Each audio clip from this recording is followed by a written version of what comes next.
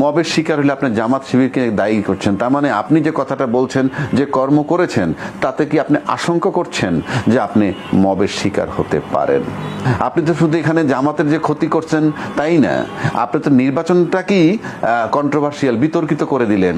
তাহলে বিএনপি যে আজকে ফলাফলটা পাইলো সেটা নিয়েও তো বিতর্ক, যে আপনি তো ইঞ্জিনিয়ারিং করে উগ্রবাদী ঠেকাইতে গিয়ে কি আপনি বিএনপির পক্ষে কাজ করেছেন কিনা। নির্বাচনের দিন 15 আগে আমি বলেছিলাম যে বাংলাদেশে নির্বাচন নিয়ে দুই ধরনের ব্যাপার হয়, একটা হলো কারচুপি আর একটা হলো ইঞ্জিনিয়ারিং। এবং মানুষ এই কারচুপি আর ইঞ্জিনিয়ারিং কথাটাকে গুলিয়ে ফেলে। কারচুপিটা হলো এই যে দলীয়ভাবে নেতাকর্মীরা মিলে সেন্টার দখল করে সিলসাপ্পর মারা এবং ভোট বেশি ঢুকানো, এটা হলো কারচুপি। এটার পরিমাণ এখন কমে গেছে, হয় নাই একেবারে তা নয়। আর ইঞ্জিনিয়ারিংটা হলো প্রজাতন্ত্রের কর্মকর্তা কর্মচারীরা করে, এটা খুব সূক্ষ্ম, এটা ফলাফল ডিক্লারেশন দিয়ে দিল, যেটা হয়েছে রিভার্সটা দিলেও কিছু হয় না, বাড়ায় কমায় দিলে কিছু হয় না, কাটাকাটি করলে কিচ্ছু আসে যায় না। কারণ আপনি কাটাকাটি করার পর যদি টেবুলেশন ভোট গণনার পর কাটাকাটি করেন, তারপর যদি আপনি আদালতে যান, ওতে কিছু আসে যায় না, ওটা রেজাল্ট হইতে হইতে 5 বছর পার হয়ে যায়, আমরা ওটা দেখছি। তো এই কথাগুলো আগে ছিল নির্বাচনের আগে। নির্বাচন হয়ে যাওয়ার পর হঠাৎ করে সৈয়দা রেজওয়ানা উনি বললেন, এক জায়গায় বললেন এরকম, তার ভাষণ আসছে, জামাতে যাতে মেইন স্ট্রিমে না যেতে পারে সেজন্য যা করার তারা সেটা করেছে। পরবর্তীকালে আবার এটা ঘুরিয়ে আনলো যে যারা উগ্রবাদী তারা যাতে ক্ষমতা আসতে না পারে, আর সেটার জন্য যেটা করা দরকার সেটা আমরা করেছি। তো এটা পরিষ্কার একটা ইঞ্জিনিয়ারিং এর এডমিশন হয়ে যায়, যেখানে একটা ইঞ্জিনিয়ারিং হয়েছে।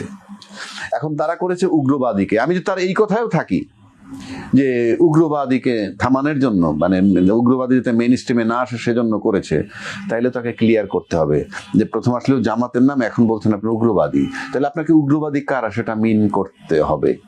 এবারে নির্বাচনে কাদেরকে আপনারা উগ্রবাদী হিসাবে টার্গেট করেছিলেন সেটা আপনাদেরকে ক্লিয়ার করতে হবে। পাশাপাশি উনি সম্প্রতি একটা কথা বলেছেন যে, আমি জানি না how far it is true, তার নামে আসছে যে আমি যদি কোনো মবের শিকার হই সেজন্য জামাত শিবির দায়ী থাকবে। তো আপনি একদিকে ইঞ্জিনিয়ারিং কথা বলছেন, যে ইঞ্জিনিয়ারিং প্রথম বলেন জামাতকে মেইন স্ট্রিম আসতে দিবেন না, পরবর্তীকালে আপনার কথাটা ঘুরিয়ে আপনার নামে ঘুরানো হলো, উগ্রবাদীদের বিরুদ্ধে আপনি বলছেন। তাহলে আপনাকে তো ক্লিয়ার করতে হবে এবারের নির্বাচনে যারা যারা অংশগ্রহণ করেছিল তার ভিতরে কারা উগ্রবাদী ছিল। তাহলে সেই উগ্রবাদীদের নাম বললেই ক্লিয়ার হয়ে যায় আপনারা ইঞ্জিনিয়ারিং করে কারে মানে ঠেকাইছিলেন, এটা আপনাকে ক্লিয়ার করতে হবে। এটা একটা রাষ্ট্র, এটা একটা তামাশা না। আপনি একটা নির্বাচন নিয়ে, জাতির ভাগ্য নিয়ে খেলাধুলা করবেন, মানুষ ভোট দিবে একজনের, রেজাল্ট যাবে আর একজনের নামে, এটা তো হয় না। আপনার কথায় তো তাই মনে হয়। সুতরাং আপনাকে পরিষ্কার দায়িত্ব যে আপনাকে এটা ক্লিয়ার করতে হবে যে উগ্রবাদী বলতে কাদের মিন করছেন। 2, মবের শিকার হলে আপনি জামাত শিবিরকে দায়ী করছেন, তার মানে আপনি যে কথাটা বলছেন যে কর্ম করেছেন তাতে কি আপনি আশঙ্কা করছেন যে আপনি মবের শিকার হতে পারেন। 3 নম্বর, আপনি তো শুধু এখানে জামাতের যে ক্ষতি করছেন তাই না, আপনি তো নির্বাচনটাকেই কন্ট্রোভার্সিয়াল, বিতর্কিত করে দিলেন। তাহলে বিএনপি যে আজকে ফলাফলটা পাইলো সেটা নিয়েও তো বিতর্ক, যে আপনি তো ইঞ্জিনিয়ারিং করে উগ্রবাদী ঠেকাইতে গিয়ে কি আপনি বিএনপির পক্ষে কাজ করেছেন কিনা। এগুলো তো প্রশ্ন রাখে, এই প্রশ্নগুলো আসতেছে, এগুলোর সমাধান আপনাকে করতে হবে। সুতরাং আপনি এখন কেন করছেন? আপনাদের বিরুদ্ধে দুর্নীতি দমন কমিশন নাকি অনেক দরখাস্ত পড়েছে, আমরা শুনেছি। এখন কি আপনারা সেখান থেকে সেফ হওয়ার জন্য এগুলো বলতেছেন? সেজন্য এটা বললে তো আপনি বিএনপির মারাত্মক ক্ষতি করলেন, আপনি পুরো নির্বাচনটাকেই বিতর্কিত করলেন। পাশাপাশি আমরা দেখলাম গণভোট 12 তারিখের পর 13 তারিখে একটা গেজেট হলো, সেখানে দেখালো গণভোটে জয়যুক্ত হয়েছে এই পরিমাণ ভোটে 4 কোটি কত ভোট পেয়ে। তার 7 দিন পরে আরেকটা কাউন্টিং করে আপনারা রিপোর্ট পাঠালেন 10 লাখ ভোট বাদ হয়ে গেছে। 10 লাখ ভোট আরেকটা গেজেট করলেন গণভোটকে নিয়ে। তো একটা গণভোটকে নিয়ে 10 লাখ ভোটের তারতম্য, রেজাল্ট আগে ঘোষণা করে দিলেন, পরে আরেকটা প্রজ্ঞাপন জারি হলো। এটা তো নির্বাচন, এটা তো গণভোট, এটা তো তামাশা না। এইরকম পরিস্থিতি, এইরকম মস্তিষ্ক নিয়ে, এইরকম চিন্তা ভাবনা নিয়ে আপনারা নির্বাচন কমিশনের দায়িত্ব নিছেন। আপনি এই নির্বাচন কমিশনও তো এই 10 লাখ ভোটকে বাদ দিয়া এই নির্বাচনটাকে বিতর্কিত করলো।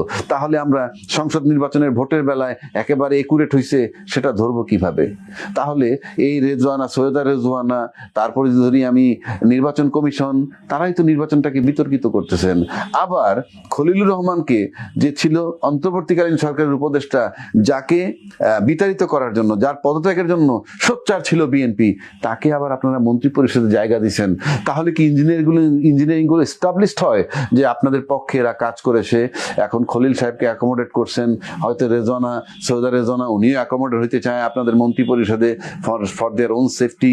এটা তো রাষ্ট্র, তো রাষ্ট্রকে কি এত বড় ধোকা দিল এই কেয়ারটেকার সরকারের খলিল সাহেবরা, তারপরে রেজওয়ানা এবং নির্বাচন কমিশন, আর সেই নির্বাচন নিয়ে আপনারা রাষ্ট্রে গিয়ে রাষ্ট্র চালাবেন? এটা তো দুর্ভাগ্যজনক জাতির জন্য। দিবালোকের মতো সত্য মানে পরিষ্কার করে দিলেন বাংলাদেশে এবারের নির্বাচনে ইঞ্জিনিয়ারিং হয়েছে। এটা কোনোভাবেই গ্রহণযোগ্য নয়, এবং ভবিষ্যতে এটা নিয়ে সাংঘাতিকভাবে হয়তো একটা সময় আন্দোলন হতে পারে, কারণ জামাত ইতিমধ্যে তাদের বিক্ষোভ প্রকাশ করছে। আমি জানি না এটা কোথায় গিয়ে গড়ায়।